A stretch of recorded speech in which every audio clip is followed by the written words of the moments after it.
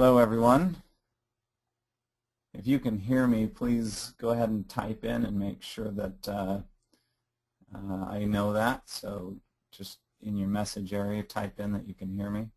We're just testing and getting ready for the webinar. Yes, good. Perfect. Nice. And also you should be able to see my screen. So let me know if you cannot see it, or actually, yes, again, good, good. And yes, that is a man talking to a cactus. So if you don't see a man talking to a cactus, then you're watching the wrong webinar.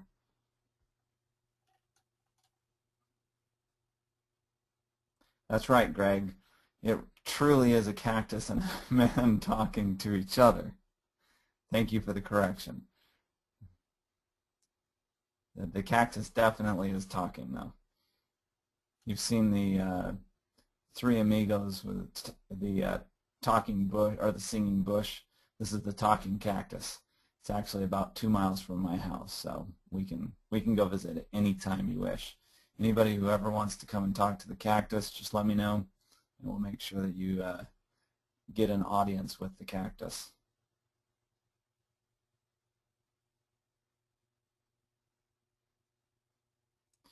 Okay.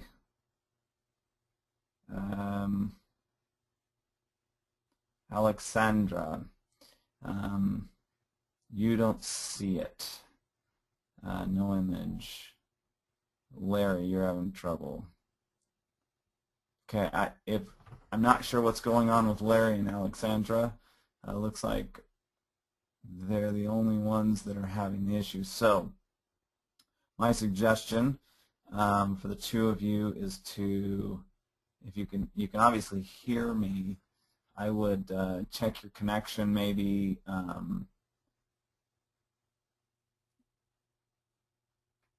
You might try and log out and then log back in.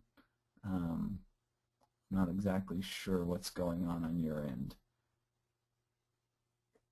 I'll see if I can't change something here.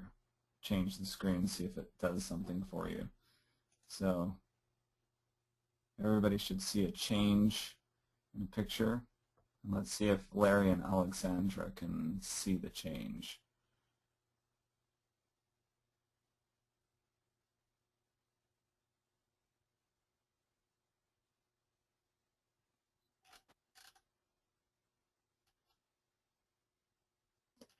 All right, so it looks like Alexandra is back. Everything's working now. Good.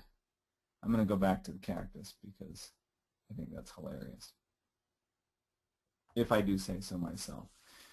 All right, folks, we have 5 minutes before go time. We're going to let some other people trickle in here, but feel free to have your own conversation with the cactus, and we will be with you momentarily. So 5 minutes to go time.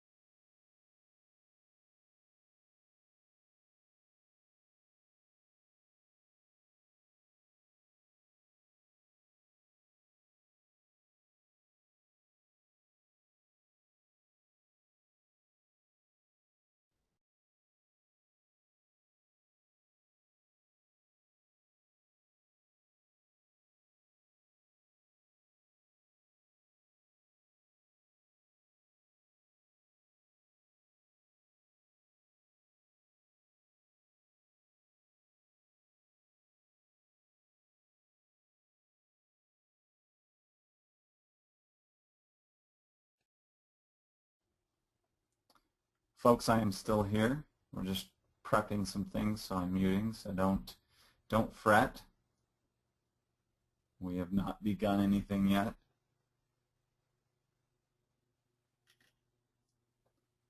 We have 2 minutes to go time. Just waiting for some people to trickle in here. They are trickling in moment by moment.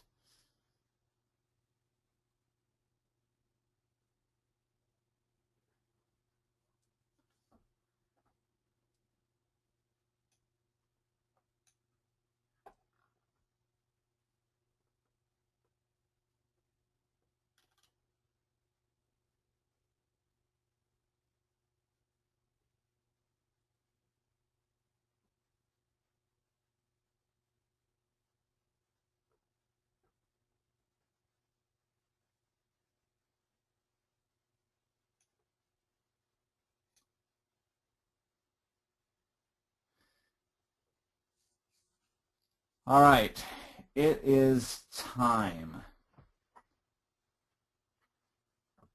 Welcome everyone to Office Hours. My name is Jared Platt, and we are going to be speaking about Lightroom speed tips today. So listen fast because we're going to have lots of things to discuss. Those of you who have questions about speed issues in Lightroom, whether that's speeding up the program itself or whether it's just you want to get something done and you're hoping there's a faster way to do it. Those are the two topics that we'll be discussing. So feel free to chime in. That's what your message center is for. You can type in questions. You can start those questions going now, and as I see them come in, I'll answer them as they fit the topic or as I run out of something to say.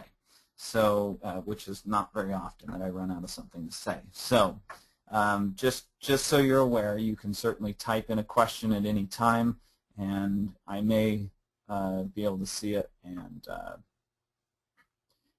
answer it for you. Now, before we begin, I wanted to talk to you about my upcoming workshop in San Diego.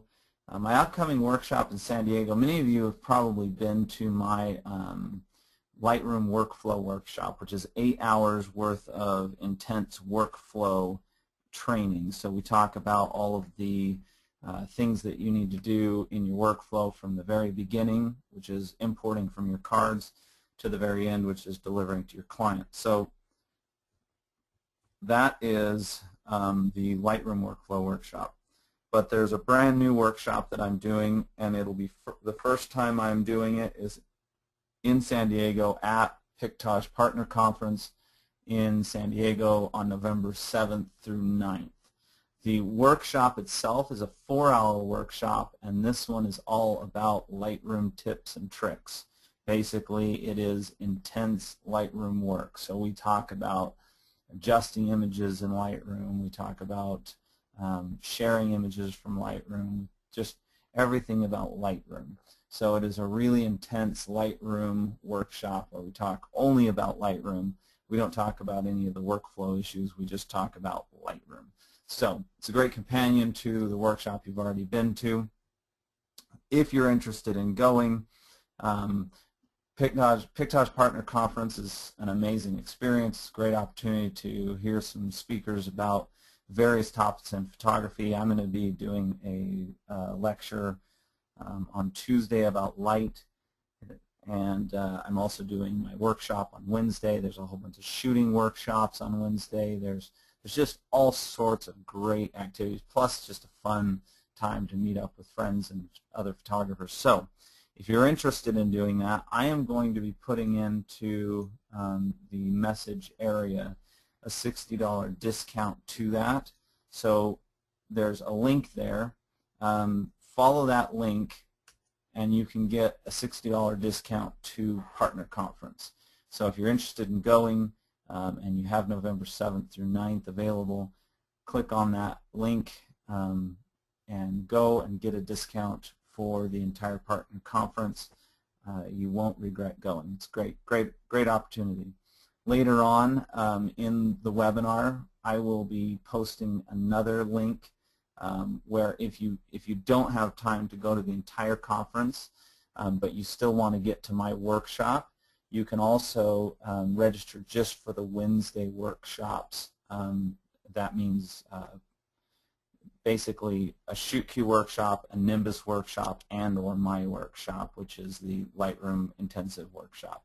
So those 3 workshops, they call that the business, what is it, the business pass or something like that. Anyway, so if you want to spend Wednesday with me but you don't have the time or the availability to do the entire partner conference, there will be a way for you to register only for that for $49. So when you consider that my workshops are between $150 and $300, that's quite a deal. So I'll be posting that later. So for $49 total, you can go to the Wednesday workshop at Pictage, and you'll be able to catch mine, and you'll be able to look into the Nimbus and ShootQ things too.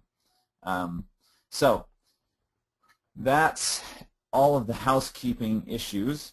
Oh, and by the way, one other housekeeping issue. If you are looking for more information about Lightroom, you want to learn a lot more, if you go to the Photo Life, which is pictage.com/blog.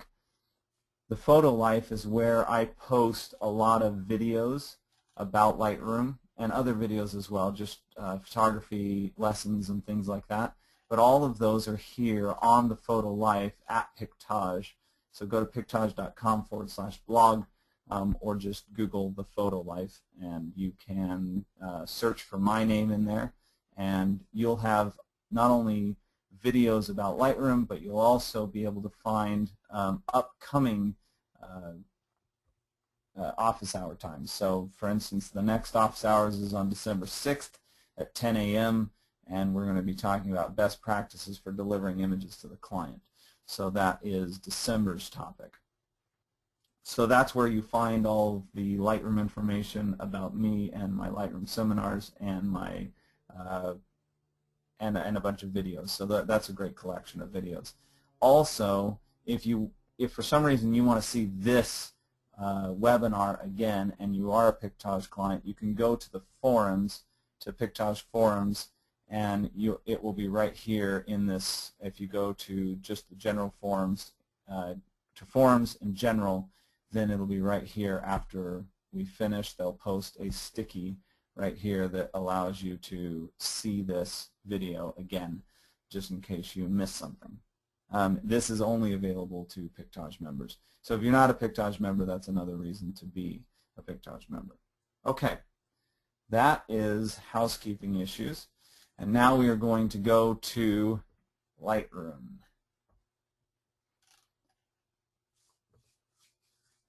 Okay, let's just start with a list. I'm going through a laundry list of things that help to keep you sped up in Lightroom. And I'm going to be talking about 2 different speeds. I'm going to be talking about speed as in make sure Lightroom is operating quickly and it's not slowing down.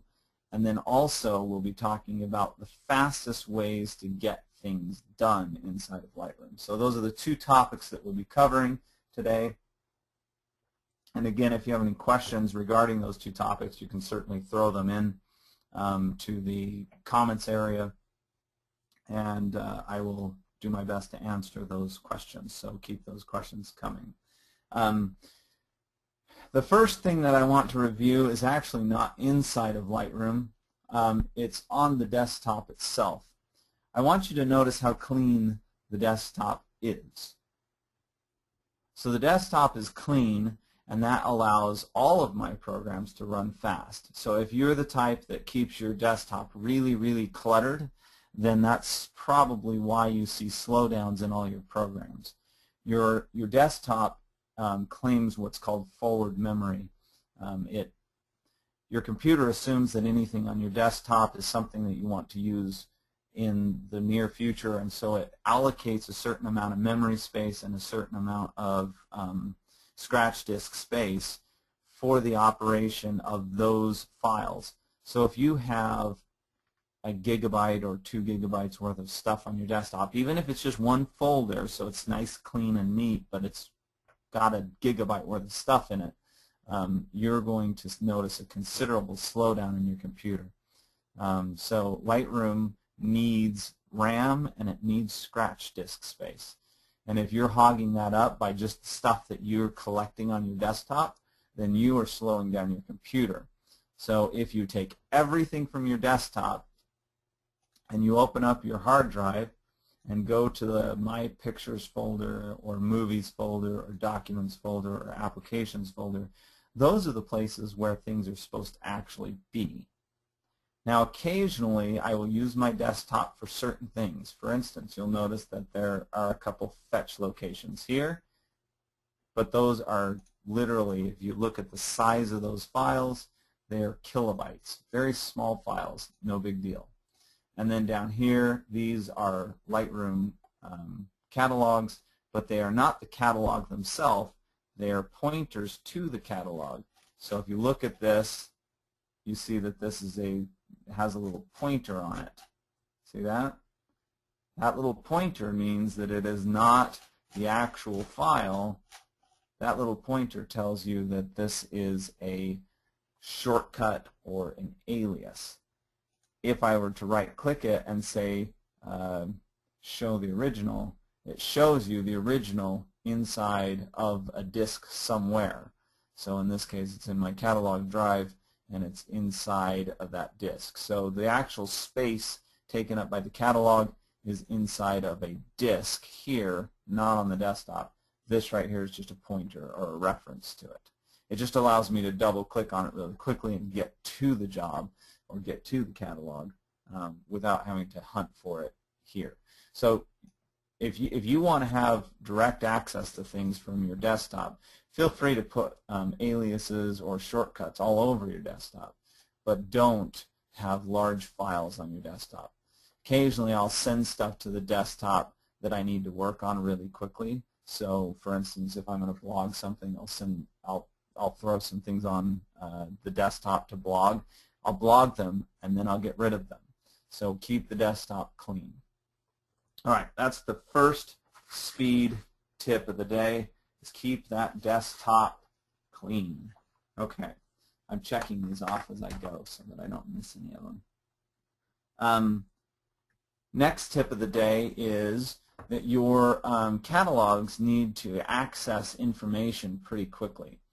So what's happening when you're working in Lightroom is you've got a catalog. So let's go to the working catalog. So this catalog is something that the computer needs to access fairly quickly.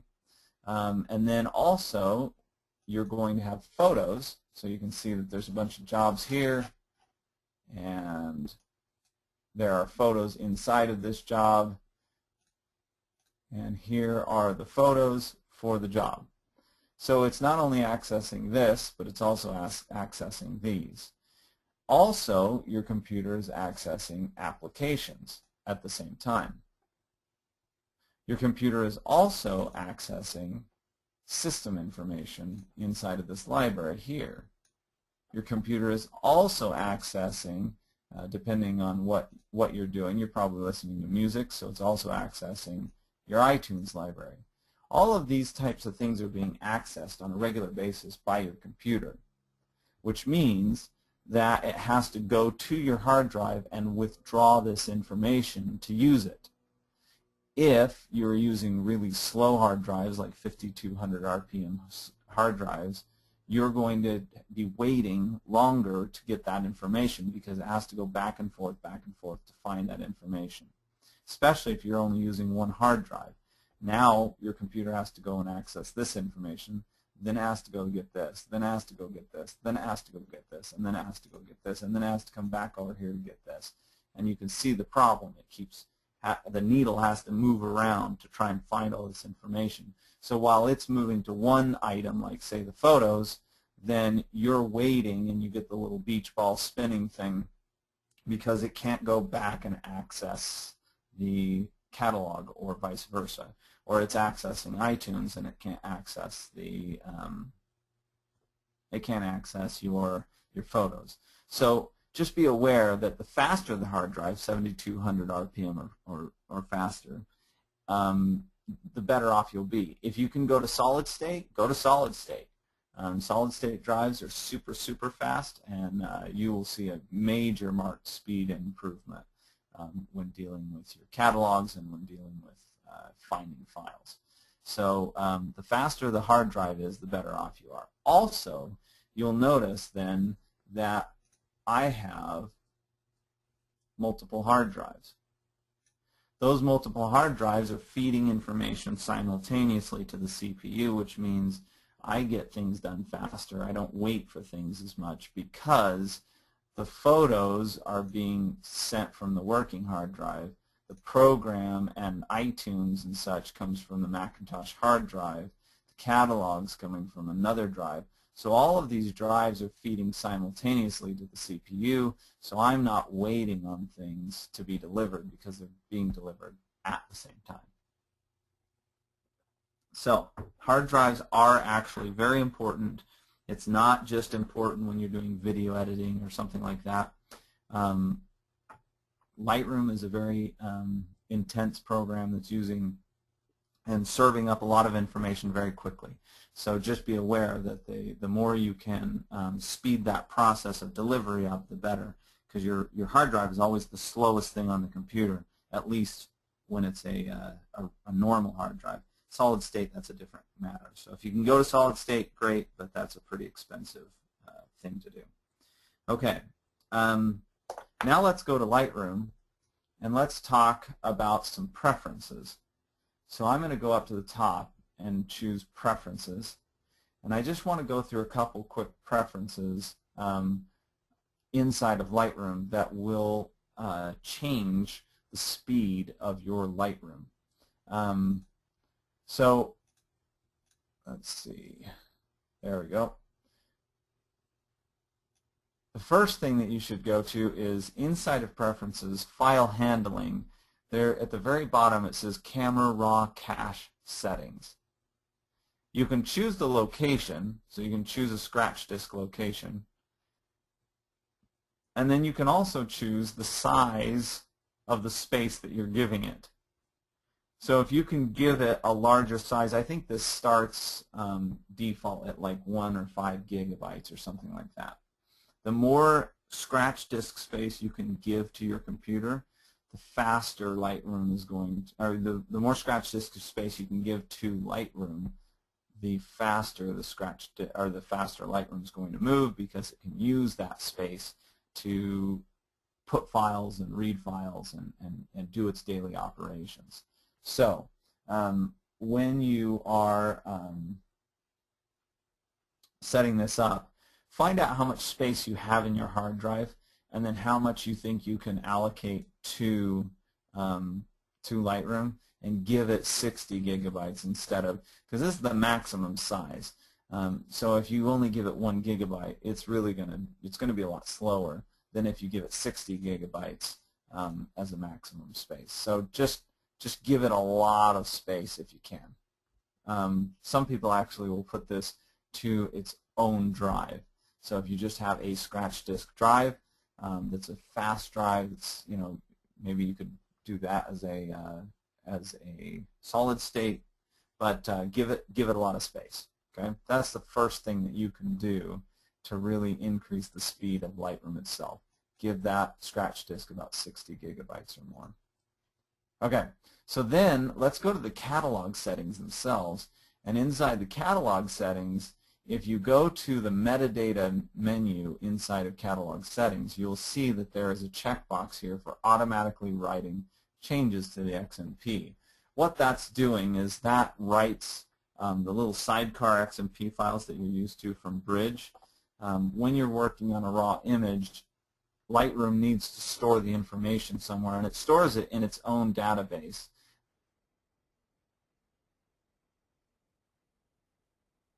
And if you to have it crosstalk with Bridge and with Photoshop, so that if you go to Photoshop and open a file from outside of Lightroom's purview, the XMP data that's written to the side of that would allow you to open it up.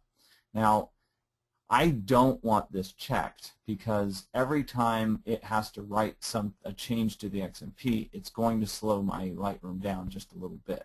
Now, it's not a huge slowdown, but it can be, depending on how quickly your computer is working and how new a computer it is. If you uncheck this, you allow your computer to spend its time writing only to its own catalog in Lightroom and not worrying about writing it to 2 places at the same time. So I finish my job and then I save the information out to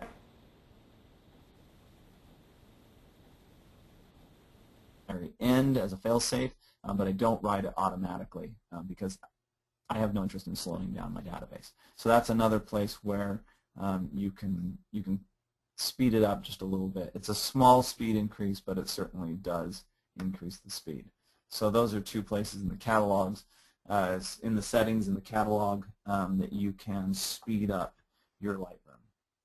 Okay, so those are the preferences. All right, the other thing that you want to do is when you are in Lightroom, and let me just go to an entire session here. So this is a bunch of images that we've shot. When you're importing images into Lightroom, you have the option of choosing the previews that you're going to render on the way in. Make sure that if you have the time to wait for Lightroom to import and build these one-for-one previews, that you build them. One-for-one previews are one of the things that will speed up your Lightroom the very most. Too often people will be looking at an image, and when they zoom in to see if the image is sharp, it says loading, loading, loading, and then we see if it's sharp. That's just a waste of your time. So make sure that you are building your one-for-one previews on the way in, so that then when you look at a file, it just comes up and it's sharp or not sharp. You can just toggle in and see whether it's sharp. Those one-for-one previews will save you a lot of time. Now let me just caution you. You build the one-for-one previews so that you can review the images. That's the purpose of building one-for-one previews, so that you can zoom in, see if it's sharp, zoom back out. That's the purpose of the one-for-one preview. If I go to the Develop module and I turn this to, say, black and white, once I've done that and go back to the grid, if I zoom in on this, it has to load a new preview because it has to rebuild the preview. So just be aware that if you start messing around with your files before you select them, all of the time that you spent building the one-for-one previews will have been worthless because they will just disappear. So the second you come into the grid here inside and you've built your one-for-one previews, and then you go to the Quick Develop and you say, oh, I want to see if this would look better if it were a little bit brighter, so I'm going to brighten this up. The second you do that, your one-for-one preview has been thrown away and a new preview has to be built. So then when I zoom in, I have to rebuild that preview in order to see it. So you just wasted your time. Don't start playing around with the files. The first thing that you do is choose the files, and then you start messing around with them, and that's when you start adjusting them. So that's just a warning there, because you don't want to waste your time building those one-for-one previews only to have to rebuild them to look at them because you've been screwing around with the file. Okay. So one-for-one previews. If you forget to build the one-for-one previews on the way in, on import, or let's say you need to look at them really quickly, so you bring them in as minimal previews, later on you can highlight all the images. You can go up to the library menu, and you can go down to previews menu and render one-for-one previews. So you can always build those one-for-one previews after the fact. That's fine too. Just be aware that until you build those one-for-one previews, the process of zooming in and looking at images is going to be a lot slower because Lightroom is building those things as you're looking at the images. Okay, so one-for-one previews. Okay, now let's talk about the size of a catalog. Now, my catalog here has quite a few personal jobs. My personal jobs don't get done very quickly because I'm doing other things. But so there's probably about half of these jobs are personal, maybe even 3/4 of them are personal, and then the other is just weddings and a couple commercial jobs and things like that. So this is probably about as big as my catalog ever gets. This is pretty big for my catalog. But you notice that it's not years and years and years and years worth of work. It's just what I'm working on currently. There's two types of catalogs. There's the catalog that has everything and the catalog that has very little. Most people have a catalog system where they create a new catalog for every single job. And that would look more like this. So if in my archive I have each one of these jobs, and if I go to a wedding and go to that specific catalog for that wedding and open it up, I'm going to have a very tight, fast catalog. So if you look at this catalog, there's only one job in the catalog, and it's just this wedding. And this catalog will operate really quickly. It will operate about as fast as any catalog can operate because it is a it has 598 images total inside of this catalog. So it's going to operate really fast.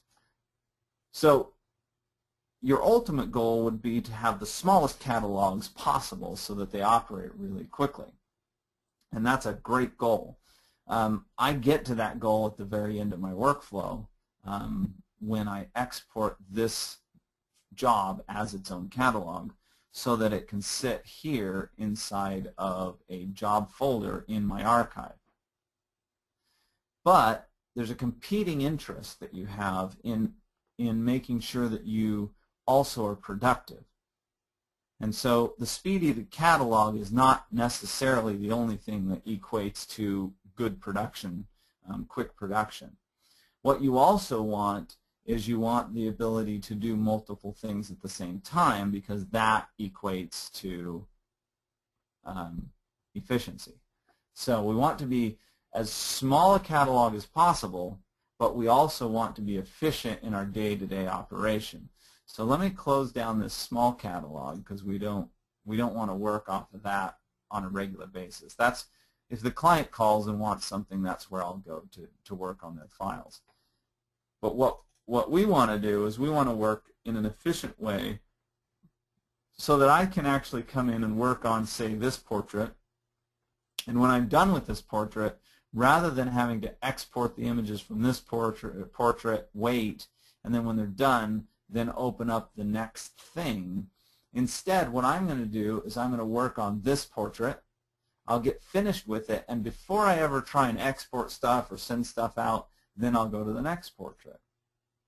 So I'll go to this portrait, and I'll work on this portrait. And when I'm done with this, then I'll go to this one, and I'll work on this one. And then when I'm done with that, I'll go to this one, and I'll work on this one. And then when I'm done with that, I'll go to this one. And so that's me. That's a nice look right there. Yeah. Anyway, so I'll work on all of these. By the way, this is a Halloween costume, so this is my family Halloween costume. Anyway, so I'll work on these, and then once I'm done with those, I can finish up all of them at the same time by exporting these images, then exporting these images, then exporting these images, then these, then these, and all 5 of these jobs can be leaving Lightroom all at the same time. That is efficiency. So now my computer can be working on a ton of images at the same time while I'm doing something else.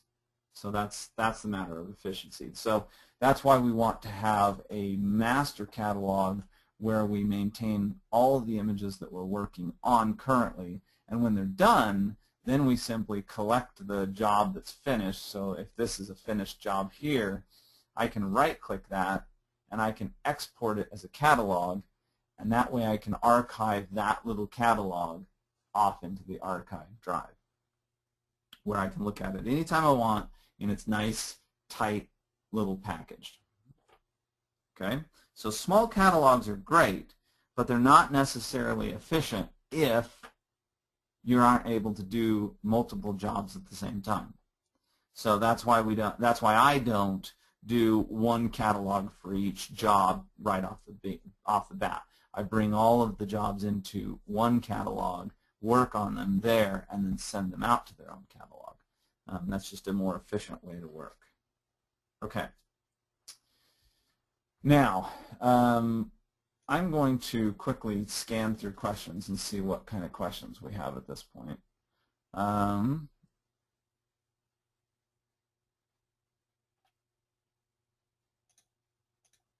First question, for every set of images I apply metadata to, I have a type and some basic info. Oh, okay. Yes, great. So if I want to add metadata to any of these images, the first place to add metadata is on import. When you're in import, here's the metadata. And if you click on this metadata drop-down menu and create new, there's a lot of metadata here that you can add. For instance, copyright information, creator, city, your email address, your phone number, all of the things that you might want someone to know about the image and about the creator of the image is right here, including all sorts of things like do I have a model release, and all those types of things are available here inside of this metadata. So you can set up a preset, and so once you set up your preset, then from then on out, when you import the information, simply click on the preset for that type of information, add a couple keywords that are common to all the images that you're shooting, and then hit import, and that will bring all of your metadata in. So now you won't even have to type name, phone number, addresses, stuff like that, because it's in a preset. So you always want to do anything that you have to do over and over and over again. Lightroom has created a preset for, so that you don't have to do it over and over and over again. If, on the other hand, you get in here and there's something that you need to add to all of these images, just highlight all the images in the grid and go down to the metadata and type in whatever metadata needs to be typed in here, and it will add it to all those images simultaneously. And you can see that all of this metadata can be added, and you can come up to the top here and choose what metadata will be shown here. So, I mean, if you're only seeing this much metadata, click on the little drop down next to the metadata panel, and you can, choose all sorts of metadata options. There we go. So, I mean, there's a lot of metadata that you can be adding into this. So,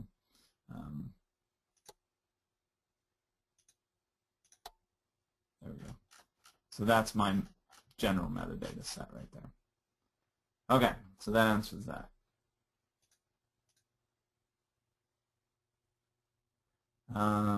Oh, Gail asks, what does it take to become a Pictage member? Just go to pictage.com and that will be clear there. But basically, it's a service fee per month or per year, and then they take care of all your clients for you, so you don't have to do printing and stuff like that for them. And there's all sorts of fringe benefits like you can see all of my recorded webinars. Let's see.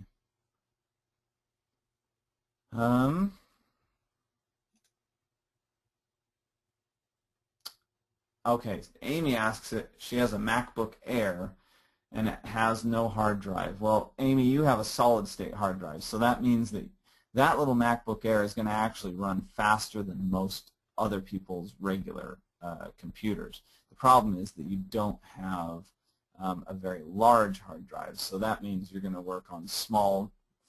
You're probably going to work on small things at a time. Hopefully, you have the newer MacBook Airs that have the Thunderbolt connection on them, because that will give you a fast connection to a hard drive. So then you can have an external hard drive that's as fast as an internal hard drive. Keep your catalog on the MacBook Air inside of the internal hard drive, because that will run really fast, and then it can reference photos that are on an external drive. And if it's a faster external drive Thunderbolt, then it'd be great. It'll run really fast. There's a question, Apple versus Windows, and I'm not sure what the question means. So Apple, and that's the answer.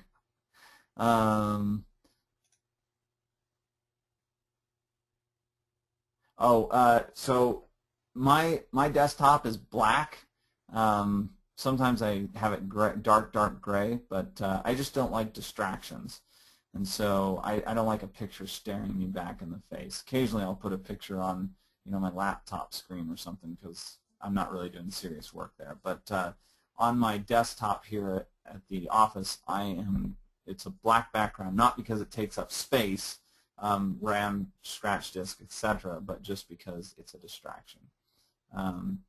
So for those of you who are worried that you can't keep your photo on your screen, no, that's not a problem. I just don't like distractions. So let's see. What is scratch disk? I think I explained it pretty well, but it's basically where your computer puts things while it's trying to move them around and use them and rewrite to them. How do you get to the preferences? Preferences are in the Lightroom menu, or if you're on a PC, they're usually in the Edit menu. And then you go to Preferences. That's how you get to Preferences. Let's see if I can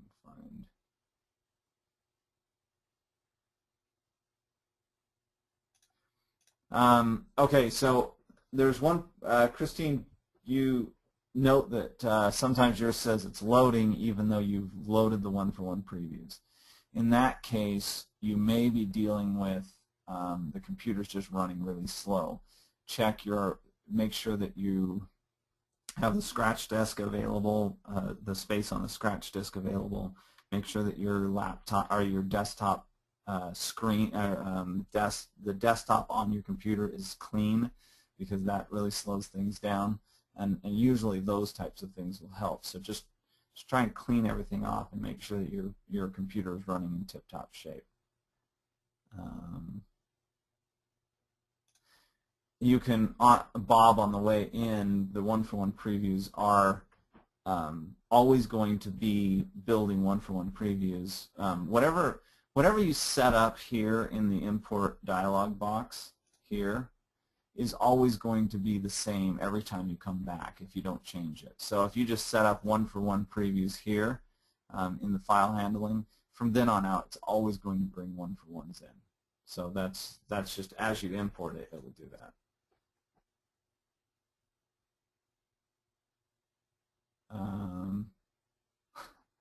Let's see, funny.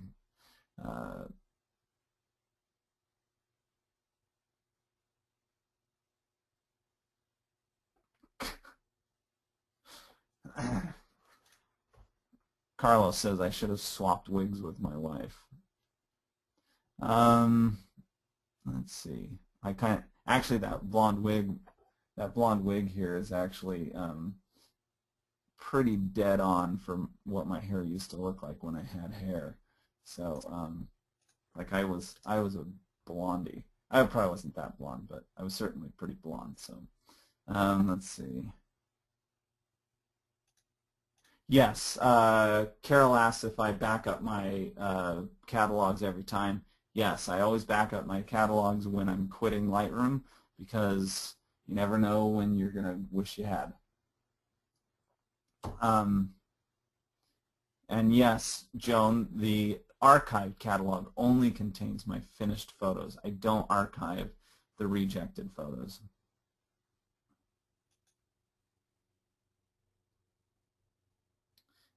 Chelsea, yes, I do have a workflow, start to finish.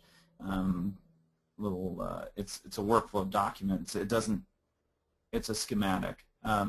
But I'll get that posted at one point on jaredplattworkshops.com. So just keep looking there. Let's see. Yes, Joelle asks if you should clear your cache. You remember when I was here inside of the preferences, I had this cache. There's a purge cache. If you're noticing slowdowns, purge your cache. Sometimes that'll help too. Just clean it out and give it a fresh start. So also, if you go to optimize catalog, that's actually a really good way to help your catalog. If you've been using the same catalog for quite some time and it's growing big, or it's gotten big and then small, and if you go and optimize your catalog, it'll take 20 minutes or so, but it will help your catalog move faster because it kind of cleans out all the cobwebs and gives it an opportunity to kind of clean out the junk that doesn't need to be there. So just do that. Optimize your catalog whenever you feel like things are slowing down.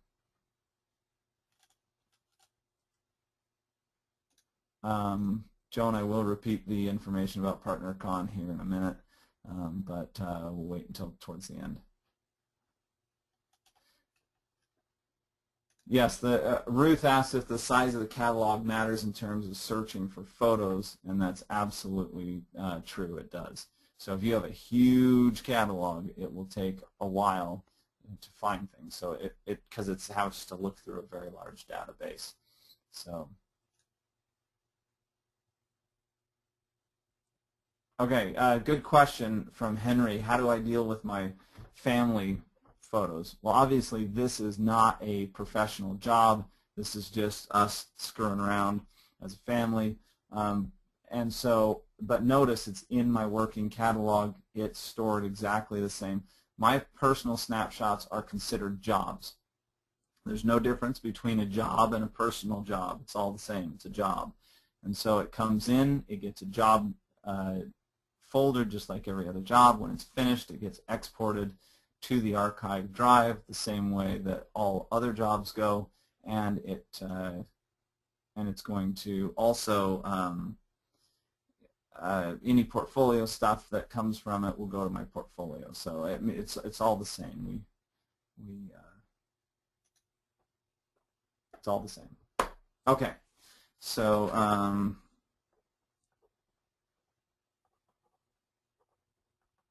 just making a note here. I've got a question that will come up in a minute.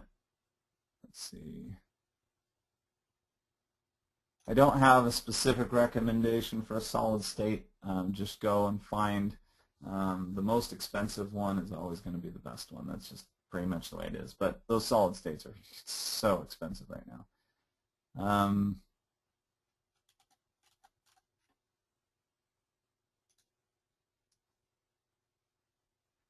So I assume, Christine, you're asking about the XMP data, but yes, they basically, it automatically writes changes to the XMP. Now, without the XMP data being written out, any change you make in Lightroom is automatically being written to the Lightroom catalog anyway, so it's always there.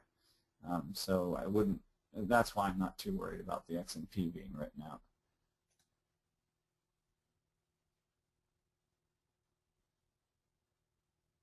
Okay, this is a good question. How do I find other catalogs? Simply when you when you go to open up Lightroom, if you hold the Option or the Alt key down, it will open up a dialog box that asks you which catalog you'd like to use. Or you can simply just go to whatever job you've done and double click on the catalog itself and it will open up the catalog. So that's how you find it. Is you could search for anything that's a .lrcat and you would find all the catalogs inside of your computer. So for those of you who are trying to figure out how to open up multiple catalogs, that's what you do. But you can't open up more than one catalog at a time. So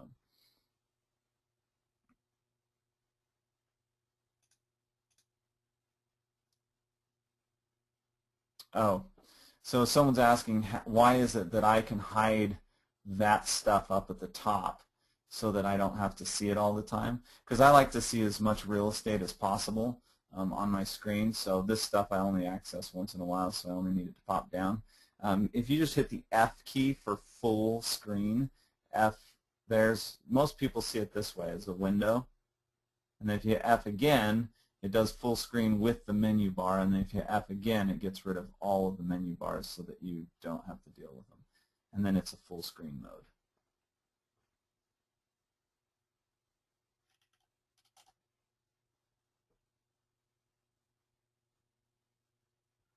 Let's see.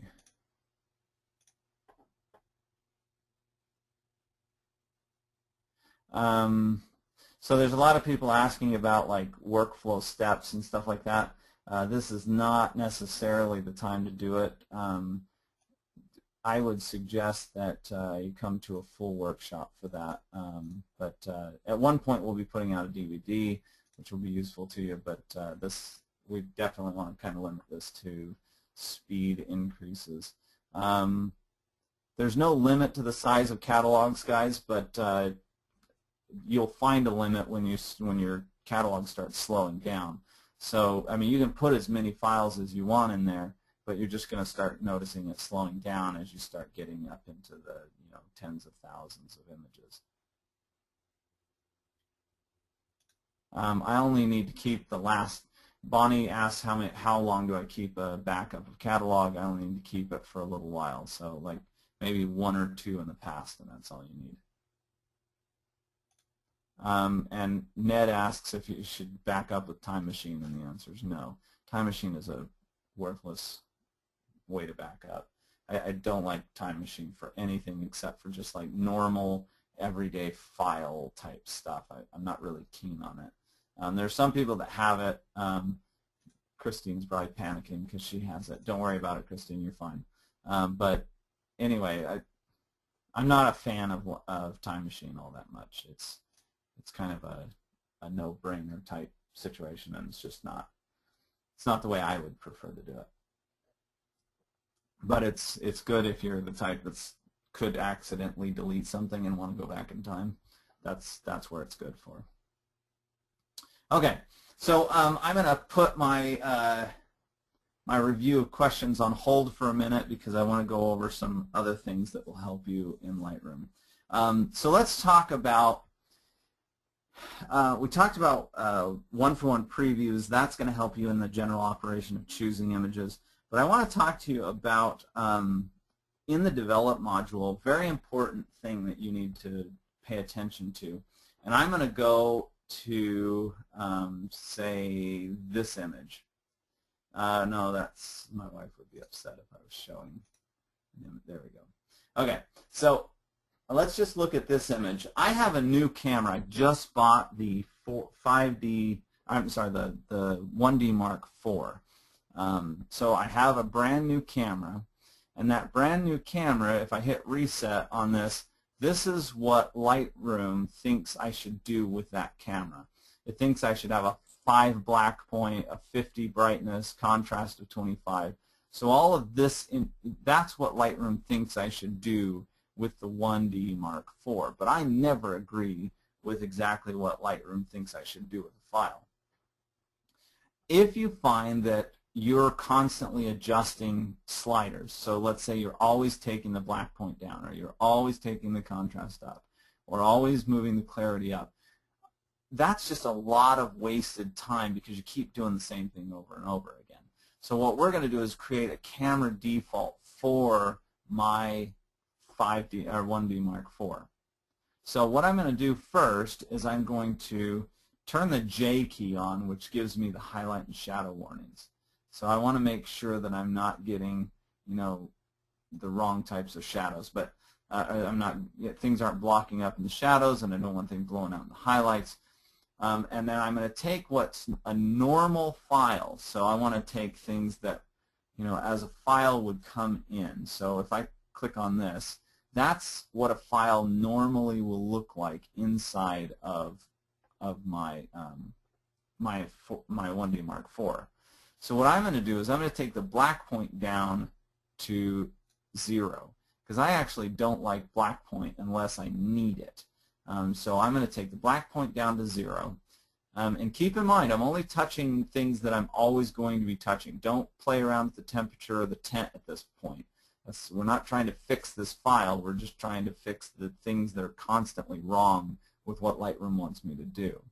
And then I always want, I never really like a full saturated file. I like more of a film look. So I'm going to take the saturation down just to about 11, so that it's just a softer look on the color. And then I'm going to come down to the tone curve, because now I don't have rich blacks because I removed the black point up here. So now I'm going to go to the tone curve, and I'm going to bring the shadows back down, which will give me rich black shadows, but they won't be clipped. Notice that the nose here for Scooby is not clipping now, which means that I've got full detail inside of that shadow, even though you may not be able to see it. I've got detail in there, and that's important to me. So over here, you can see I've got detail in that black. His hair has detail even though it's dark. That's because instead of clipping it with the black point, I'm taking it down with the tone curve. Then I'm going to, I generally add contrast to almost every image. So I'm going to add a little bit of contrast to the image. I just want to take it up to kind of a normal amount of contrast that I like to see on an image.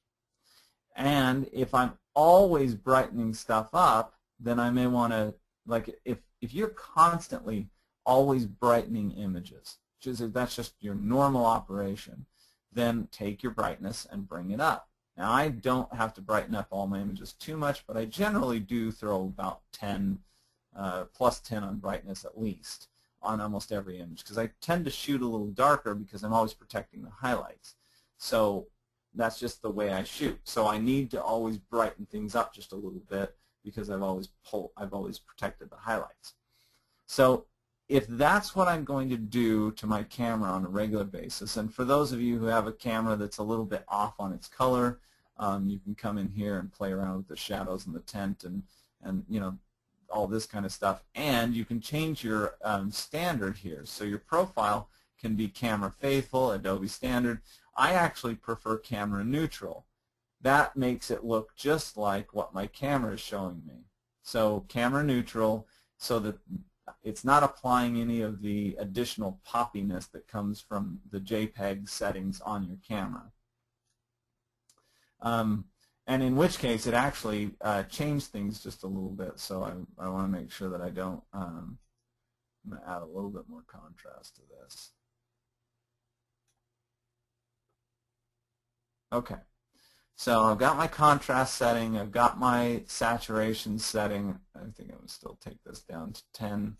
And I've got my tone curve setting here. And I'm even going to add just a little bit of a highlight there. So that's going to be my camera default. Now notice I haven't changed the warmth on the file. I haven't messed with the sharpness. I haven't played around with color temperatures. I haven't done anything else because I only want to fix what's always going to be changed on the file. And then I'm going to go up to default or to develop menu, set default settings. And when I do that and update the current settings, from here on out, anytime I go to an image, doesn't matter what the image is, when I import it or I hit reset, it sets the file exactly the way I want it to come in. And you notice how it fixed some of those issues that I was already having. So if I go here and I click reset, there the file is set. Now I can go in and do whatever I'm going to do to the file, and add a little contrast and add some warmth to it, or whatever it is I want to do. And this was a little too bright. That's the adjustment that you make after the fact is totally up to you. But the idea is that you want to take something that you're constantly doing to your files and make sure that you don't do it all the time. So your camera default is your very best friend when it comes to the develop menu. Make sure that you're using that camera default so that you're never adjusting some slider over and over and over again. When your files come in, they should pretty much look the way you want them to look. So camera defaults are absolutely essential to speeding up your process in Lightroom. The other thing that's essential is using these presets. You want to use presets as much as possible because there's no reason for you to come over here into, say, the lens or the effects, drop down the effects, and then slide in the amount of grain you want. Instead, what you'd rather do, let me go to some kind of a, let's go back to this verdict portrait here. So if I have an image that I'm going to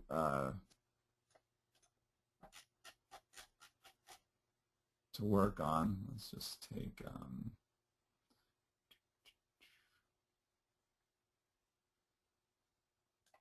say this image. So if I'm going to work on this image in the develop module, the first thing I'm going to do is brighten it up. I'm going to play around with the color temperature. And once I've got that done, add a little contrast, maybe play around with the tone curve a little bit more. Now, everything else that I need to do to this image can pretty much be done with a preset. Like, for instance, I want to desaturate it just a little bit, so I click on a desaturation, and it takes this down in the desaturation. It takes it down to -14. I don't want any vibrance on it. If I wanted to add, say, a blue tone to it, I can do that simply by doing, instead of going to the split tone and finding the blue tone I want, simply add it here. I don't like that, so I'm going to remove that. Let's turn it to black and white. Let's brighten it up just a little bit more. Not too much because I want it to be kind of dark. But now, instead of going into the effects and adding grain, I can simply just go over here and click the grain that I want. And now I've got the grain that I want. So there's no need to go into these bottom areas here. All of that can be added here. So my suggestion is go to your split tone. If you're going to make a general split tone that you're always going to use, make the split tone once and then go and add the preset. And just only, you check none and hit split tone. That's the only thing you check. Name it and save it. So then from then on out you can go in here and say, oh, I want a blue tone on this. Now it's got a blue tone. I didn't have to go in here to do it. I can simply do it from over here. So use your presets because those will speed up the process really quite a bit. But the real key to presets is making sure that they're targeted so that they're only adding a color, only changing it to black and white, so that they're not doing multiple things at once. They're just doing one thing at a time. Another thing that can speed up your workflow is export actions. So for instance, if I want to export this image, and this is going to answer someone else's question earlier, I can export this image in multiple different ways, but some of the things that a lot of people are doing, a lot of people go to Photoshop to add like a a watermark onto their image. Most of the things that you need to do to an image, even if it's something that you need to do in Photoshop later, like say add a snap action or something like that, can be done inside of Lightroom, and you can be going to bed or you can be working on something else while it's exporting and running these actions. So, for instance, if I want to add a watermark to this, I can simply go down to the very bottom of the export dialog box, and I'm just going to click on a blog one so that it's sending it out to my blog folder, and I'm going to notice that it's adding a watermark, Platt logo with background. I'm going to hit edit on the watermark so you can see what this watermark editor looks like. You can see that there's a logo being added down here at the bottom right hand corner. So you can add either a text or a graphic watermark to any image. Once you've done that, hit export. And by the way, when you do that, make sure that you use a PNG file. So here's the file that it's exported, and there's the logo. You can see it's got my logo right there down in the bottom right-hand corner.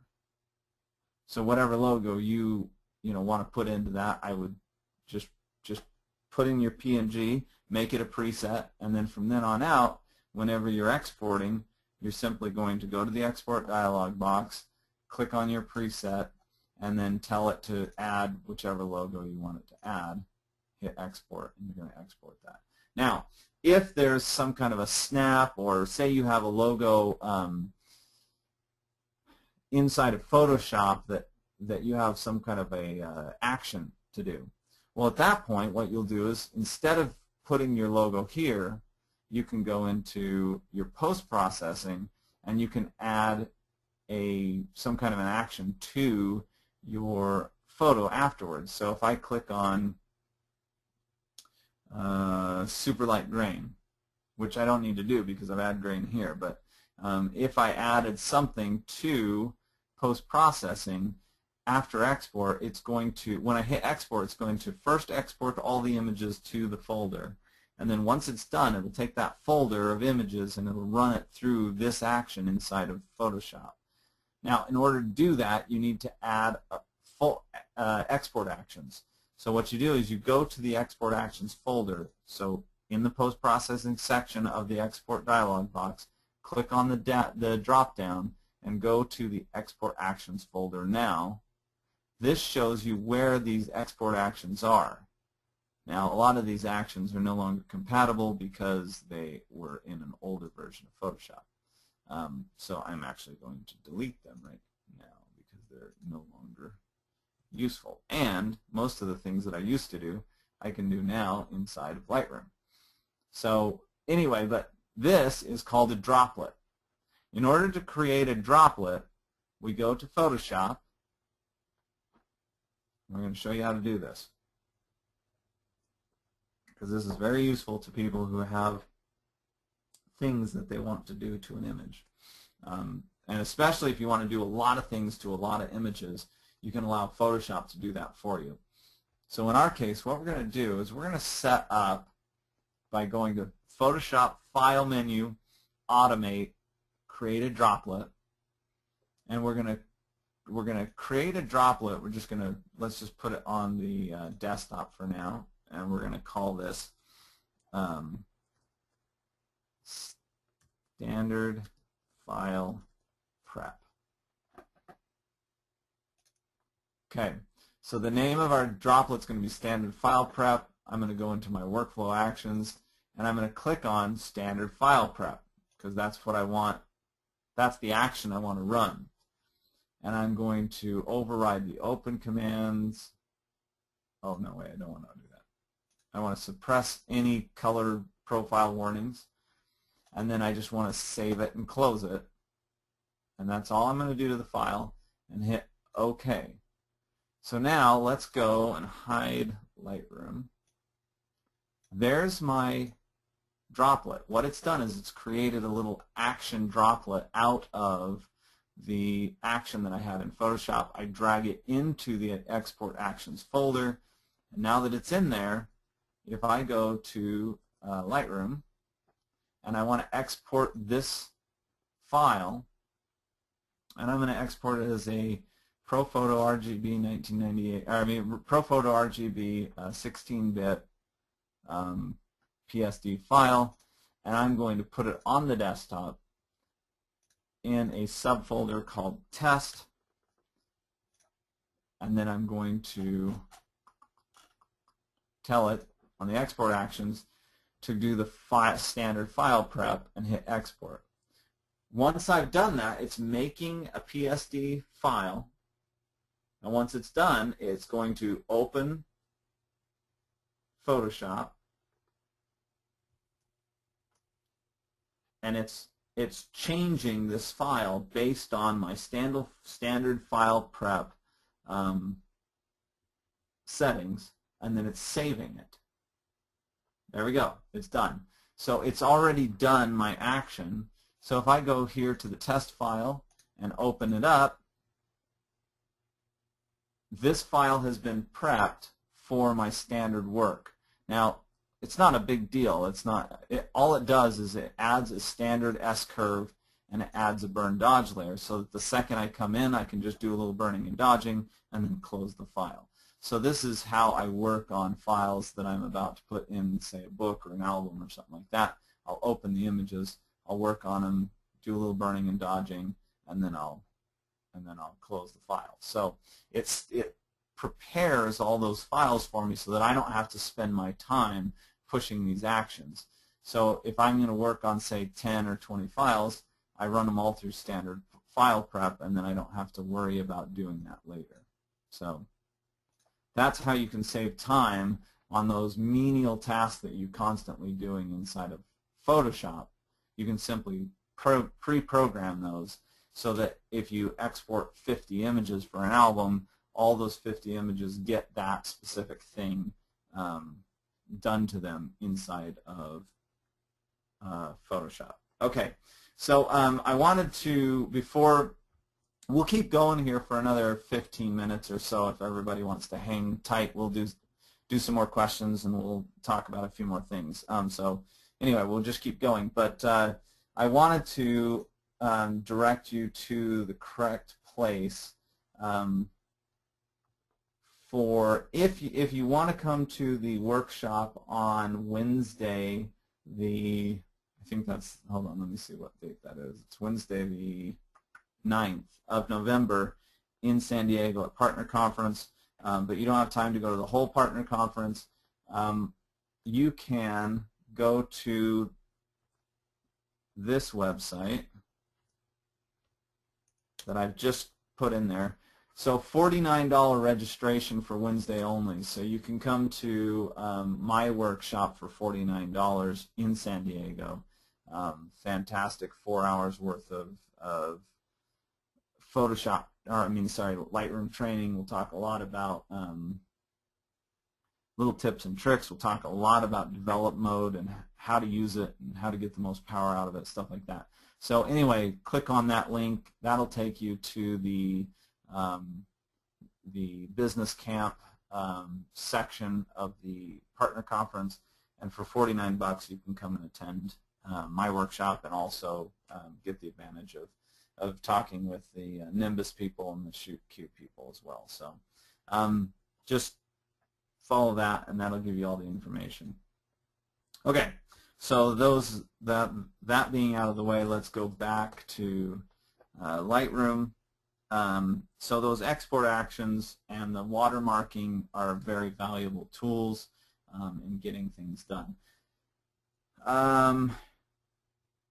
Another thing that is a very valuable asset in getting things done inside of Lightroom and speeding up the process is the second monitor. The second monitor is, I'm gonna take you to the second monitor now. So in a second you're going to see a different monitor. Actually, let me see if I think everybody should be able to see both screens at this point. So let me know if you can't. Does everybody see that? Two screens now? This this is a new experience for me here. So give me a shout if you can see. Yep, okay, good. All right, so now that we have two screens active, we can do a lot of things. So many of you have been to my workshops before, and you know that I use two screens when I'm dealing with,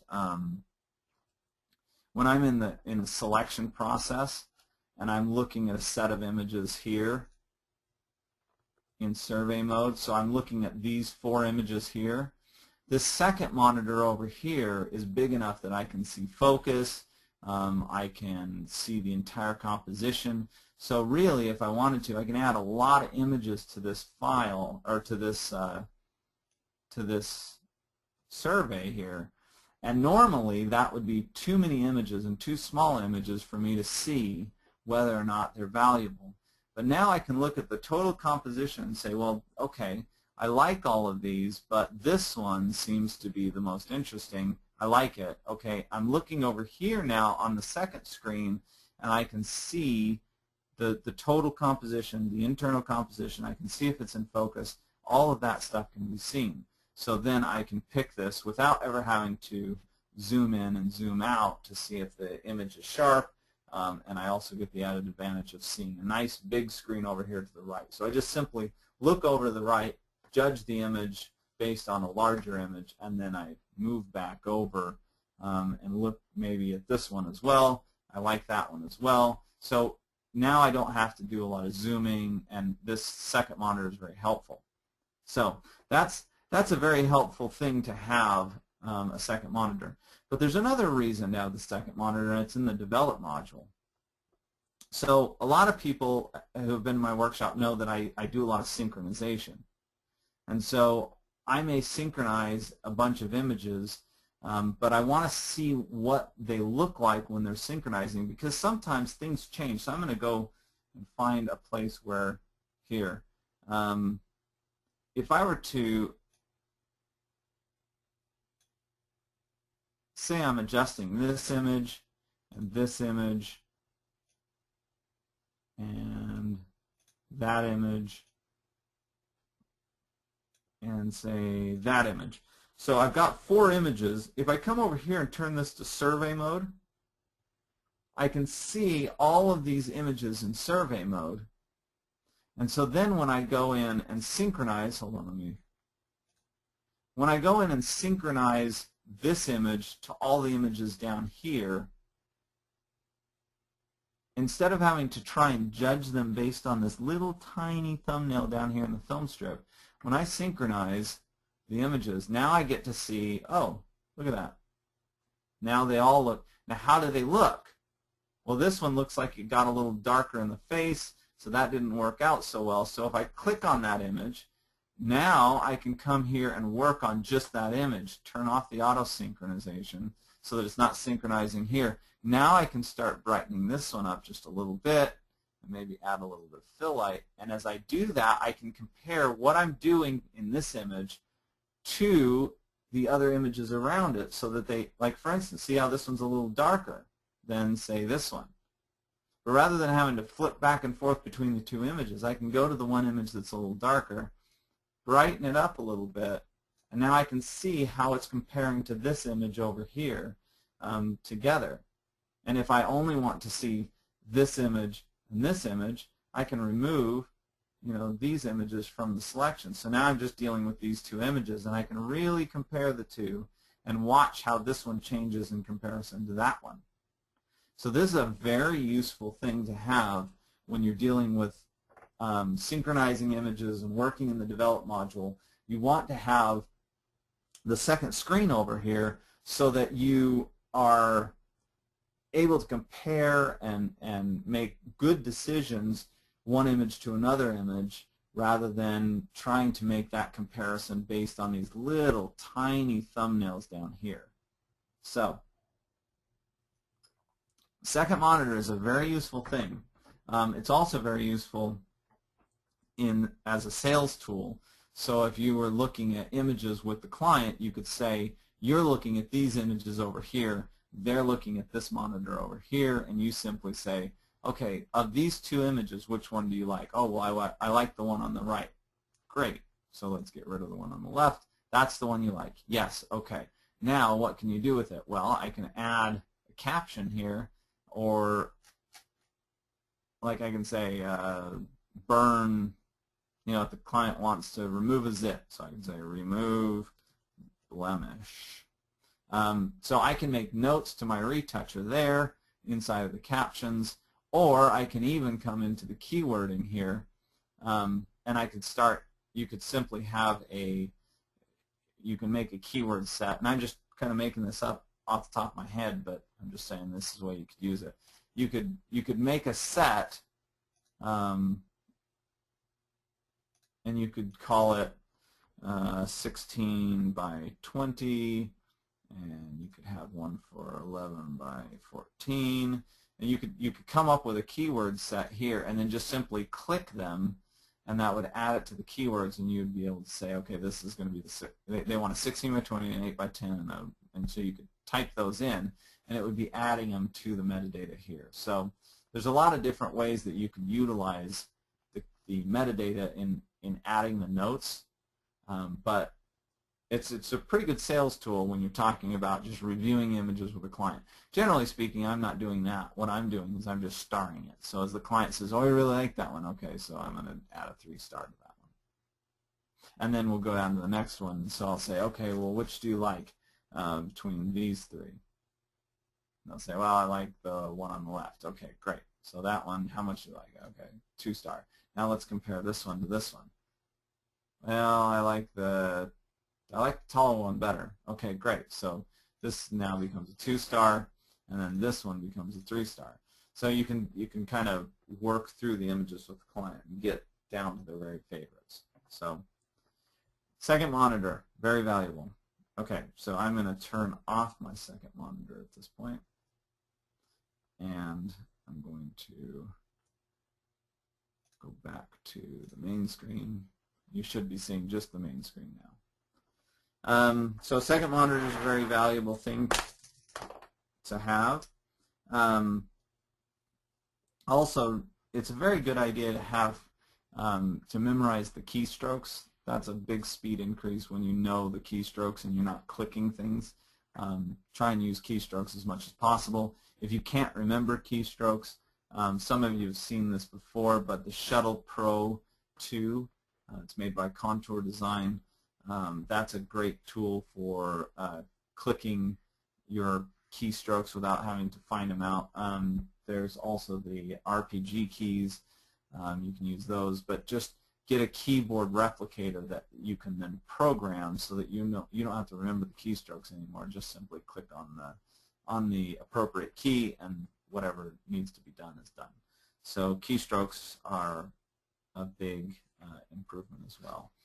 I'm going to scan through for a couple more questions here, so if you have some, feel free to keep asking them. I'm just looking through here to see if I can find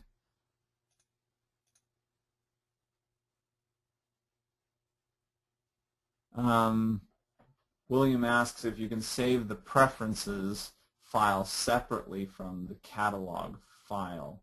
The preferences are in the catalog, so each catalog has its own set of preferences. All of the stuff that can be saved separately from the catalog file is inside of your home folder. Well, the easiest way to find it, let me show everybody how to find that. The easiest way to find the Lightroom folder is to go to Lightroom, Preferences, and inside of Preferences, go to Presets, and then say Show Lightroom Presets folder. When you click on that, this is the stuff that is available anywhere to any Lightroom. You can simply highlight this folder, copy it, and then paste it on any other computer, and you'll have all of this stuff available to you. But the actual preferences for the catalog file are inside of the catalog. So those things like writing the XMP out, or actually, I think writing the XMP out, hold on. So this stuff here that's in the preferences is universal to all. Anything that you set this is the program preferences. But if you go to the catalog preferences, these are specific to every single catalog, unique to each one. So writing the XMP data out is specific to each catalog. So if you decided that you were always going to automatically write the changes, you would have to go in and check this for every catalog. You would have to change this for every catalog. You'd have to change this for every catalog. So these are unique to each catalog. But the general preferences are universal to all catalogs that you open inside of this program. Do I use collections? Yes, I use collections all the time for various purposes. Here you can notice that I have lots of just like amazing shots. Click on that. These are shots that I love. You know, here's a great, amazing shot right here. So it's based on, if you do a smart collection, it's based on a certain camera serial number. This is my assistant's camera serial number.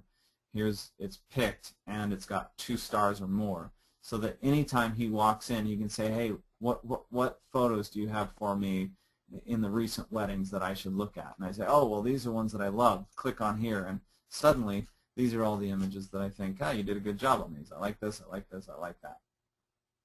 I also have some shots that I'm like, these images are images that I wanted, but they were a little soft. So, and I still was able to save them, but I'll be able to teach a lesson about these and say these are the ones that I really liked it, but it was a little soft and I had to work on it. So, so these are just automated collections called smart collections that allow me to quickly find files that I'm interested in. And then I also collect other things for random purposes here. So I use collections all the time. But you'll notice some of these collections have nothing in them. And that's because after a while, the images get removed and thrown onto an archive, so then these collections no longer make any sense. They're just not there. So that then you can delete those, the ones that have zeros on them. Okay? Let's see.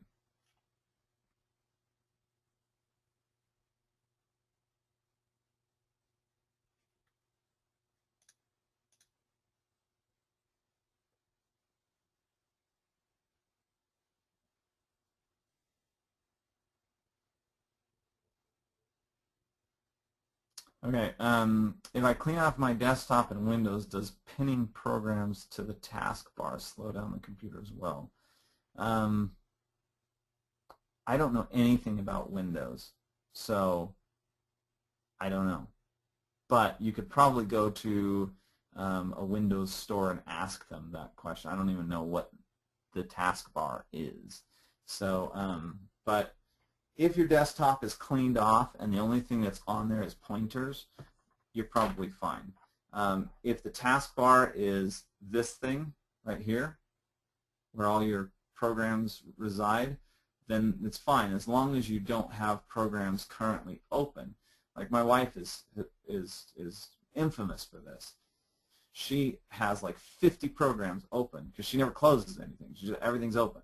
And so her computer is a lot slower. She always complains about her computer being slower than mine. Well, it's not. It's actually a newer computer than mine. But she just has 50 things open. And so her computer is going to run slower. So I'm always closing things down for her. Like I'll walk by her computer and just close random things down to try and get it to move faster. So just don't have a lot of programs open.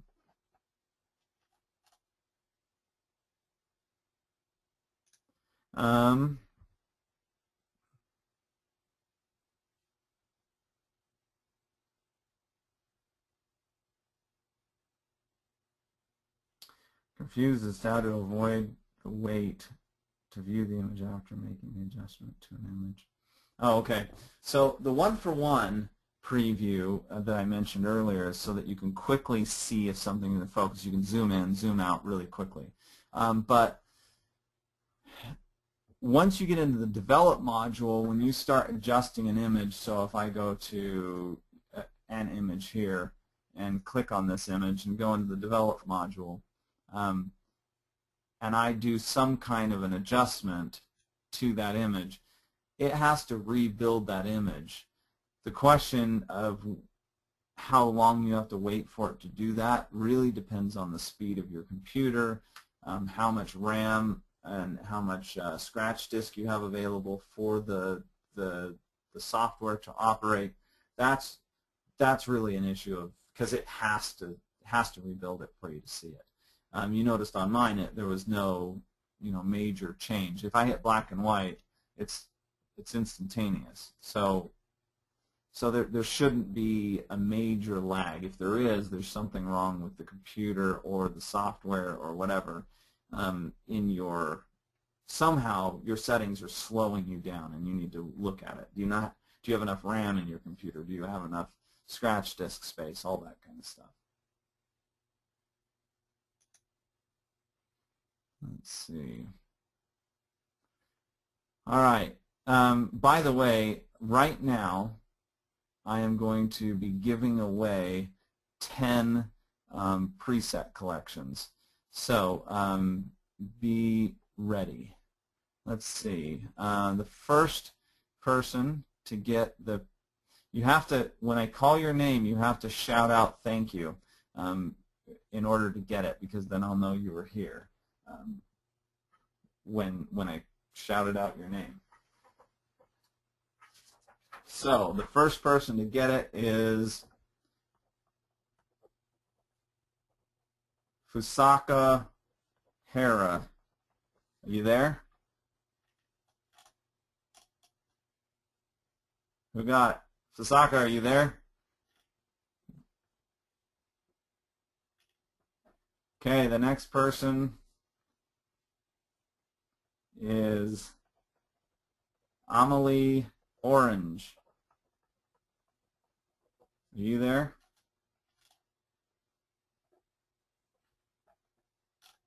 Yes. All right. Amelie's got one. That's one, because Fusako hasn't answered yet. So let's see. Oh, here's a question. How do you keep the color?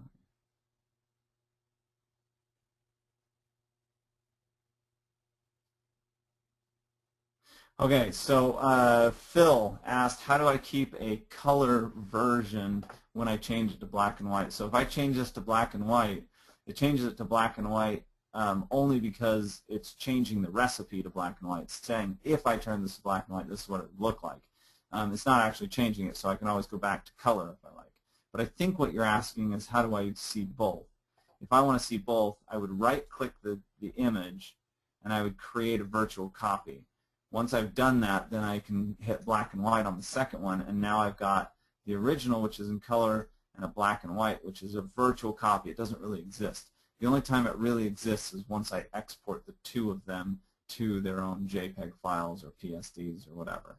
So Phil, that should answer your question, and if you're still here, say thank you, because I'm sending you presets.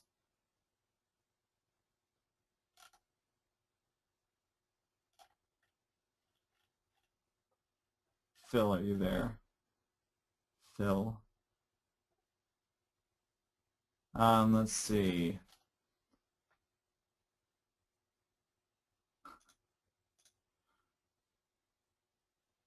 Okay, Must Go Faster is the name. You Must Go Faster gets presets. That's funny. Now, all of you that are getting these presets, hopefully your name, you have to have entered in your email address when you came onto the system, and so hopefully the name that I see here will coincide with your email address, because that's how I'm going to send them to you. So, Must Go Faster. You have to say thank you. That's right. All right, Len. Len's correct. Len says if you snooze, you lose. So Len Glazer, are you there? Say thank you. Yes, good job. Must Go Faster just did it too. Okay, so he's good. Let me see. Did you go? Oh, that's Okay, Sybil Alger. Anyway, Sybil asked about DNGs, using DNGs. So there's some people who will go in and try and convert to DNG on the way in, which is kind of a waste of time because it takes time to convert to DNG. There's no point in doing it because you're going to throw most of them away. So the best way to do it is after you're done with the entire job, you can certainly highlight all of them and then go up to the library. Library menu, convert to DNG, and you can convert them all to DNG. And the reason that you would want to convert them all to DNG is, number one, it's a universal file type. It's made by Adobe, so you're pretty safe in keeping that file type. And you don't run into the problem of like the Kodak file that now you can't read the Kodak file and stuff like that. So, so that's the first reason. The second reason is it embeds all the information that you've added to it, like keywords and adjustments and all that, into the file. So then if the file goes to Photoshop on its own, it looks just like it looked in Lightroom. And to add to that, you can actually search it system-wide because the file actually contains all of the searchable the searchable information in it. So you can certainly find it just from the Finder. You don't actually have to be in Lightroom to find it. So it's very, very valuable in searching for files. So that's why the DNG is worthwhile. So Sybil, say thank you because you just got yourself a set of presets. You're welcome.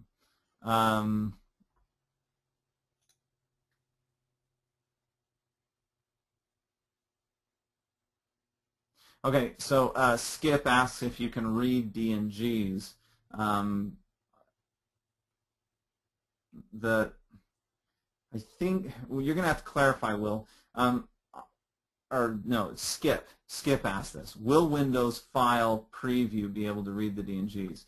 I don't know. I don't know Windows, but I doubt that it would have a problem seeing them because it's got a JPEG preview inside of it, so it should.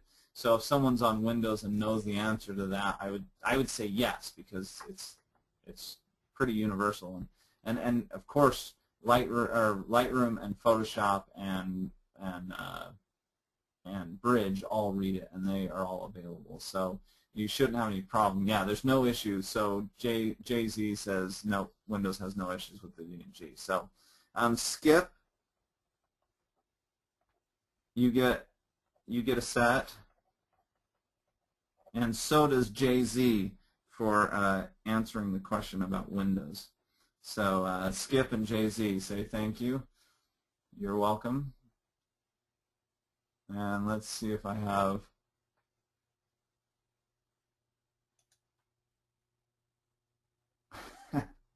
and Brandon White Whitwer, just for making me laugh. You get a set. Let's see. So make sure you say thank you. There we go. All right, let's see. I've given 1, 2, 3, 4, 5, 6, 7. And I never saw an answer from Fusaka or Phil. So if I missed you guys, you better chime in now. Nope. Okay. All right, let's see. Pick me. All right, Dina, you got it. So Dina Broderick, you got one. Say thank you. All right. Oh, yeah. So Martin Ships, you get one too, and then I'll answer your questions. So say thank you.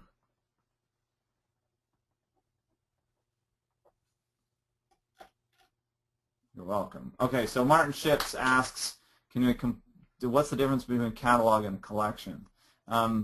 really, actually, a catalog and a collection are the same thing, except that a catalog is an overarching set of references to files. And then a collection is like a catalog within a catalog. So catalogs, Lightroom doesn't actually store any images inside of itself, I mean, other than previews. It looks at the images, it references them, and tells you where they are and what they look like. Whereas the collection is inside of that catalog, so the collection itself is referencing files in the catalog.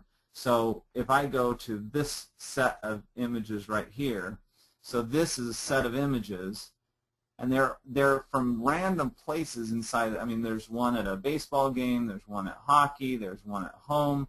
This is the state of my daughter's shoe drawer. She definitely is a shoe person. So these images are from all sorts of different places inside of the catalog. So I can collect them, but they're not actually moving them anywhere. They're not changing the location. They're not doing anything to the files other than putting them in one place. So it's a reference to files. It's all virtual. You're not actually moving the files into a location. You're moving them into a virtual location where I can look at them and see them collected into one big set, but not necessarily moving them around anywhere. So a catalog is it's kind of like your brain. You catalog information in your brain, but the stuff like the tree that you saw yesterday is not in your head. A reference to the tree is in your head. You know what the tree looks like, and you know where it is, and you know how to go get it. So catalogs are virtual things. They don't actually pull things in. They figure out where they are. It's like card catalog in a library or something like that. Well, collections are like little tiny catalogs inside of that big catalog. So they're kind of the same thing. So good question. Let's see. So I have one more to give away. So I'm going to ask a question. Oh, let's see. I think I just, instead of asking a question, I think I just got Cheryl Tuckerman just earned one because she said I have a beautiful daughter. So you're right, Cheryl. So you get one. Say thank you. You're welcome. Okay, so that's it for the giveaways, but I'm going to send all of you an email, and that email will have some links to some other things that you might find interesting, like, for instance, I have a series of, if you go to the print module, you can create presets here. They're called templates, and those templates are fantastic for making prints, but also I have a set of templates for blurb books. If you haven't used Blurb, they're pretty awesome. They make pretty good little books, and you can create 1-up pages, 4-up pages, and even cover images so that you can create the covers for your Blurb books as well. So I'll send you stuff like that. So everybody's going to get a link to those types of things. But this is very useful for creating little blurb books and sending them off to be printed. So this is the exact size that you need, and then you simply, once you're finished, you print the file, save it wherever you're going to save it, and then you upload the resulting JPEG files into the Blurb software or onto Blurb software online, and it creates a book for you. So there's stuff like that I'll be sending out. So just watch for my email. It'll come from info@jaredplattworkshops.com. I'm going to look through and see if there's any additional quick questions that I can answer. I'm going to answer one more question here, and then we're going to move. We're going to end this webinar. Let's see. Yes, I did see that, Jay-Z. They just announced the Lightroom 3 plugin, and I haven't downloaded it, and I will be downloading it. So if it turns out that that's a pretty cool plugin, then I will be shouting it from the rooftops. But for now, this is a really good way to just make a full proof book. Let's see. You're welcome for those who are saying thank you for the seminar or the webinar. Did I I get a model? I do not have a model release for my daughter, so I'm totally in violation. Let's see. You know, the last thing I was going to talk about to save time is simply the idea of plugins. The plugins are a fantastic way to save time. You don't have to go to Lightroom for a lot of things. For instance, this image here, I don't need to go to Lightroom for it, but if I wanted to do something to it, like I wanted to create an effect or whatever, let's say I wanted to do a film effect, I can then go and edit this in, instead of going to Photoshop and dealing with the complication of Photoshop, I can also go to, say, Nik Software Color Effects Pro and click on it and edit with the Lightroom adjustments that I've made. And it's going to open up a plugin to Lightroom so that I don't actually have to go into Photoshop and use the complication of Photoshop. I can come in and quickly use something like Nik Software here and choose you know, some kind of effect for that, and then I can come in and choose, you know, whatever film type I want to use.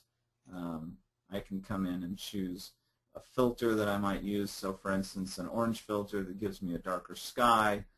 Things like that can be done outside of Photoshop itself, and then hit save, and then I'm back into Lightroom, and I can still operate mostly from Lightroom. So I urge people to really look into the options other than Photoshop. I'm not saying you don't need Photoshop. A lot of times you need it for retouching and advanced operations and stuff, but don't always feel like you got to go to Photoshop just to get things done. There's a lot of great plugins out there, most of them by Nik, but On One makes some good software plugins as well that can do a lot of the stuff that you need to do to a photograph without ever having to go into the complicated structure of Photoshop. You can get it done, get out. Because really, guys, it's really about efficiency. If you're not efficient in what you're doing, you're just wasting a lot of time. So the primary goal for you should always be efficiency, because the more we can create in the smaller amount of time, the better off we are as business people and as family people and stuff like that. So that's the end of the webinar. Thanks for coming, guys. I appreciate, Nik Color Effects Pro 4 rocks. You're right. Thanks for coming, guys. Again, go to, I put in the chat window, there's a $60 discount if you go to that link for Partner Conference, to go to Pictage Partner Conference in San Diego, the full thing. And if you only want to go to the last day, which is Wednesday for my workshop, it's $49. So follow those two links. It's a fantastic opportunity. So if you've never been to Partner Conference, or if you have been, you know what I'm talking about. It's a fantastic experience. I'm going to be there doing a lot of different things, panels. I have a lecture on Tuesday on light, and I have a lecture, then my workshop on Wednesday. So I'm there, and I'm at your beck and call. I love to hang out with you guys and chat with you and talk about workflow issues or whatever you have. So come see me at Partner Conference in San Diego, and if you're interested in seeing this this webinar replayed, if you're a Pictage member, you can see that at the Pictage forums in the general section here, as well as if you want to see more videos and stuff by me, you can go to my Lightroom tips area here on the Photo Life blog, which is at pictage.com/blog. And then also there is a list of the new webinars that are coming up. So December 6th at 10 a.m. is best practices for developing images to delivering images to the client. So we'll talk a lot about cool ways to deliver. That is it. Thanks for joining me, guys, and watch for my email. Cheryl asked if I have any conferences on the East Coast. I am right now looking into a December It looks like it will be on December, hold on.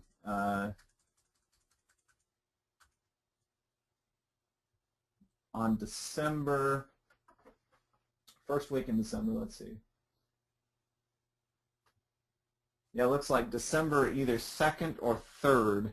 I will be in Washington, D.C. So if you're in the D.C. area and you want to come and do a workshop, check back in about 1 day at jaredplattworkshops.com. I'm typing that in now. Check back in about 1 day, and information will be online about Washington, D.C. We will be doing something there on that weekend of December 2nd, 3rd.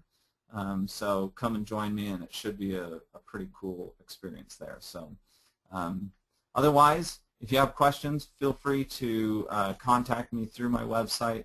And I use questions. I use the questions that you guys send to me to create these videos that I post up on the Photo Life. So feel free to ask any questions. Yolanda, I won't be in Boston, but you can come to Washington, D.C. So I will be announcing tomorrow a schedule for those things. So just pay attention to those, okay? All right. Thanks, guys. Take care.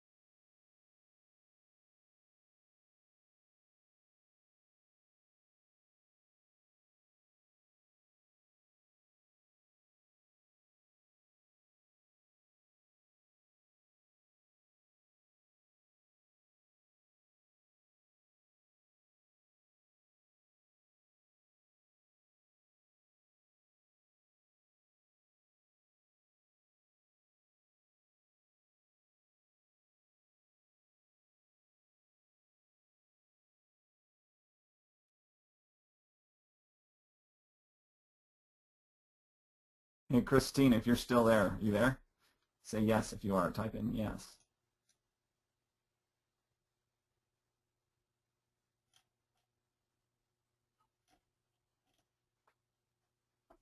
Christine was just asking, for those of you, I don't know if anyone's still listening, but I just saw a question. Christine was asking, how do you make sure the image is at the top of the stack? And generally speaking, it's always going to be at the top of the stack. If you do edit in, and you just click on whatever you're editing in, and then it's on the top of the stack. If you're doing it to a lot of photos and you say select a series of photos, and then you export, and you want to, if you put it in the same folder as the original and add to the catalog, oh wait, I gotta go up here. So if I check an image here and I export, I can add it to the stack here. So when I'm in the export dialog box from a folder and I say put it in the same folder as the original, and I don't put it in a subfolder, add it to the catalog, add it to the stack, here you can choose whether to put it above or below the original. So that's an answer to that question. Some of you are still here. Only the 44 of you who have hung on get a little extra here. So that's our little secret, though. Let's see.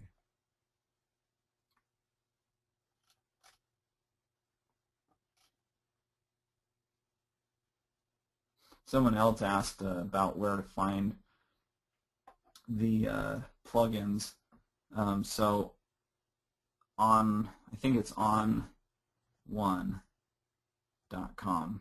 It's probably the address for On1 software, but it's called On1 Software is the name of that company, and then Nick Software. So, and I think Nick is just nick.com. If not, just type in Nick Software and search that, because those are the two. And by the way, Nick makes this really cool application for the iPhone and for the iPad, and it's called Snapseed. That's a really good photo program for those of you who are on iDevices. So, Rick asks if I'm coming to the UK. Actually, Rick, that's in my goal. So I have a goal to get out there to the UK. So hopefully soon, if you can find a group that wants it badly enough and can pull together some support out there, I'll be there. So yeah, it's definitely a goal. UK. I love the UK. In fact, my son is named Britain. So let's see.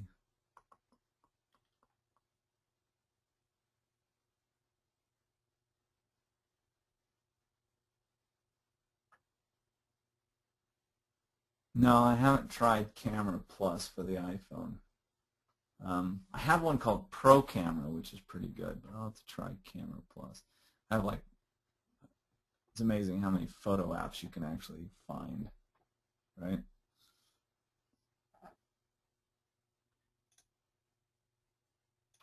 Glad you're still here, Carlos. It wouldn't be a webinar without Carlos in the house.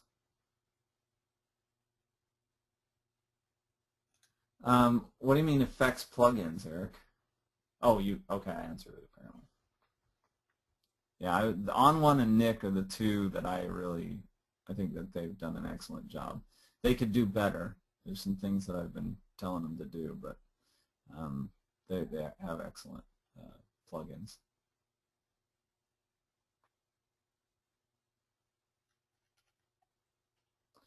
By the way, you know, Pictage has a plugin. I don't know how many people are using Pictage for their delivery, but Pictage has some plugin for delivering your images up to the online system. But the problem is that it ties up Lightroom too much. So I always export my JPEGs and then upload them through Fetch because it takes too long. Ties up Photoshop or ties up Lightroom for too long when you're working on other files. So you're trying to work on other files while it's uploading, and it's just it's tanking Lightroom while it's doing it. So it's not a good system. I don't think any system that delivers stuff is a good system, because then you're waiting for Lightroom to deliver, which the delivery process is hours. Even if it's done with everything it's doing, it's still in the process of delivering. So they need to, anytime someone makes a plugin that delivers files, it really needs to be done almost in the same way that the export actions are done, where it creates the files and then it sends it somewhere and then tells something to deliver it, because otherwise it takes too long. So I always export it as JPEGs and then I fetch it up to the system. So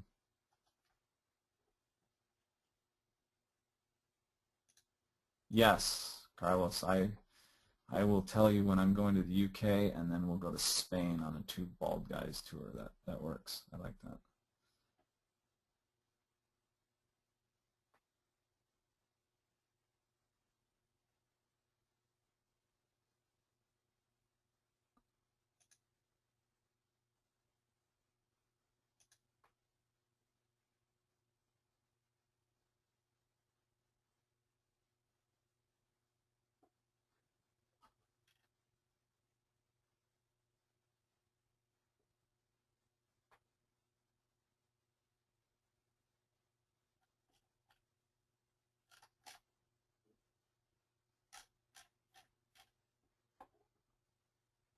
So I was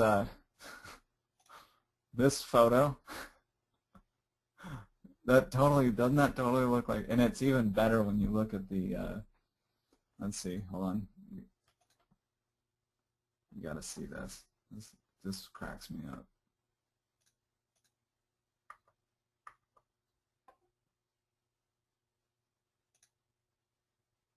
Oops.